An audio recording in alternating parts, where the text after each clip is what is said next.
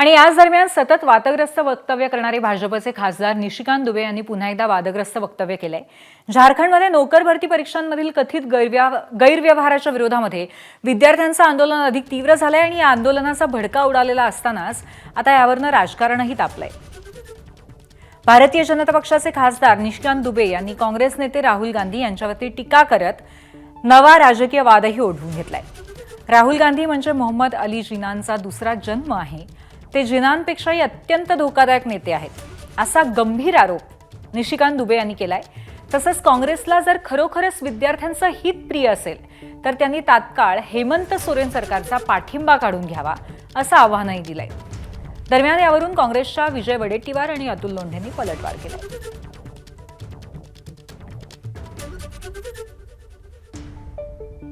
उसके मानसिकता में जिन्ना की आत्मा घुसी हुई है। वो देश को तोड़ना चाहता है, हमारे बच्चों के भविष्य को 7 साल से बर्बाद कर दिया है। वहां से पैसा लूट कर आता है, कांग्रेस पार्टी को चलाता है। उनमें इतनी हिम्मत और हैसियत नहीं है कि सरकार से समर्थन वापस ले।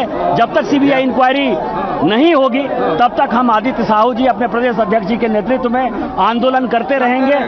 जो स्वतःच्या मावस बहिणीशी लग्न करतो त्याला नैतिकता कुठून आली? त्याला बोलण्याची गरज नाही। अशा थर्ड क्लास फेकल्या माणसाचं नाव घेण्याची पण आमची इच्छा नाही, ज्याच्यामध्ये संस्कार नाही, संस्कृती नाही, काही भान नाही सामाजिक, अशा फेकल्या माणसावर बोलण्याची गरज वाटत नाही आम्हाला। जिन्ना तर आमच्या विरोधात होता। जिन्नासोबत कोण होतं? हिंदू महासभेचे श्यामाप्रसाद मुखर्जी, ते तुमचे पूर्वज, ते तुमचे आदर्श।